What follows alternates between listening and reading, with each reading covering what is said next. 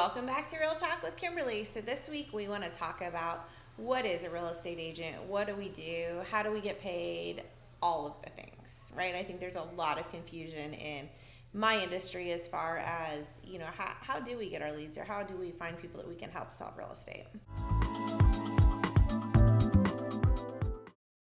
So oftentimes you see realtors making a percentage of the closing. Yep. How does that break down? Yeah, so I think there's a big misnomer where people think that real estate agents get that check that's at closing, whether it's, whatever percentage is agreed upon by the seller or the buyer. But what a lot of things people don't realize is that's broken down by, we have a split we pay to our brokerage. We're 1099 employees, so obviously 30% of that has to get set aside for taxes. We have employees that we pay, we have marketing that we pay. So it's not as cut and dry as you're necessarily getting that amount at closing, right? What is the benefit for, somebody paying a lower percentage versus somebody wanting that higher percentage? Yeah. Is there a difference in what you do? 100%. So you get what you pay for, right? So we do see a lot of discount brokers that are willing to do it for a certain percentage or even a flat fee sometimes. And that's fine. Sellers are welcome to, and buyers are welcome to hire whatever agent they want. It's just a matter of what level of service do you want, right? If you were going to get your hair cut, do you go to a Great Clips or do you go to somebody that's been in the business for a long time and knows color and I don't even know, what their terms are, but somebody that's a little bit more experienced and has a background in it. So when you go with a full service agent, you get exactly that, full service. On the listing side, you're going to get professional photography. You're going to get a really high level of marketing. And the biggest thing that I think that you're missing out on by going with a discount agent versus a full service agent is going to be negotiating. And that's really what you want as a client, whether it's a buyer or a seller side. You want an agent that's experienced, knows the contract, and knows how to negotiate on your behalf, because ultimately they're your advocate. And if they can't even advocate for themselves and their paycheck, they're probably not really going to care about how much you net at the end of the day. So from what you said, it sounds like some of the money that you get is actually kind of going back into these properties for these clients. 100%, it really is. And the other thing, we love to get back to the community, and in order to do that, we obviously have to have a certain amount of closings that come in. So you're getting all these closings, talked a little bit about how it works. So how do you get business? You're with a brokerage, obviously. I know, I hear all the time. Yeah. Oh, people give you your leads. Right. Can you explain that system and how people don't give us leads? So I always laugh because it's like, whether you're with a certain brokerage that's well known, they'll be like, oh, so-and-so is. And I always equate that to saying oh, you're in the military. Do you know Tom?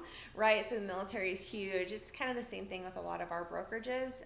You can be with a smaller boutique brokerage, but ultimately at the end of the day, we pay the brokerages to be there. And that's simply to help with our, insurance, to run our compliance. But they surely don't hand us a list of people on Monday looking to buy or sell.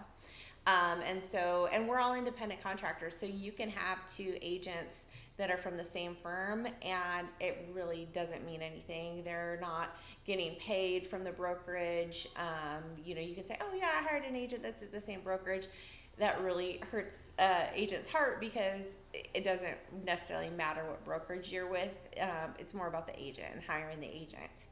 So at the end of the day, the way we get our leads is by building relationships and, making sure that we're taking care of our clients and they know that we're always there for them, whether they're closing tomorrow or they closed 5 years ago or they don't plan on buying for another 2 years.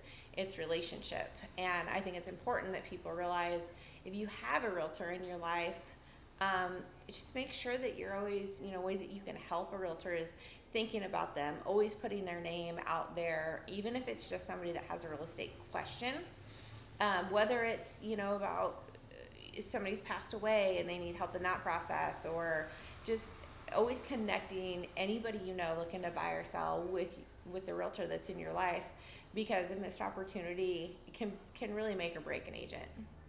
Circling back to the brokerage questions, yeah. What kind of benefits do you really get from being with this brokerage versus this brokerage? A versus B, right? Mm-hmm. All brokerages are different, and we recently made a change to a brokerage that we're very proud to be with, and I think that it definitely benefits our clients in the aspect of, It's a good network. It allows our clients to have access to that network.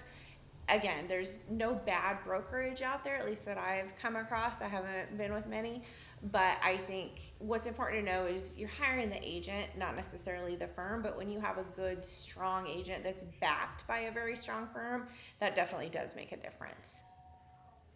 So, what are some other ways, other than a buyer or a seller coming to you, that you can succeed in your real estate? Yeah, so I think what people don't know is, say you have a friend that's moving to California. We that benefits us, right? You can let us know, and it benefits your friend as well, because I know what questions to ask a realtor. I know how to check their numbers. I know how to qualify them.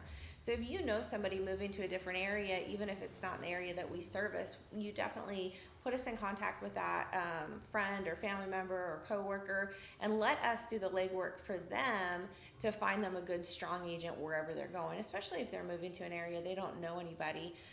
We have again, it goes back to our network. We have a network of strong agents all across the world, and we can definitely put you in touch with a strong agent.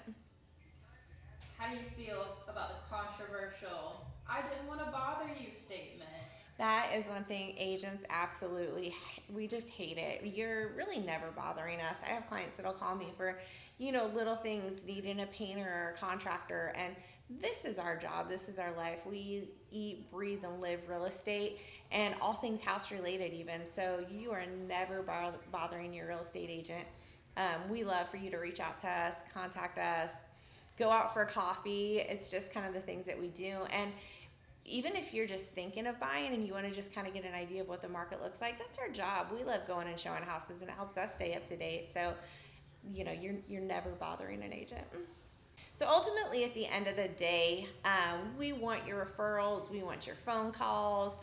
We want, if you just have a question about real estate, we want you to call us. Reach out to me.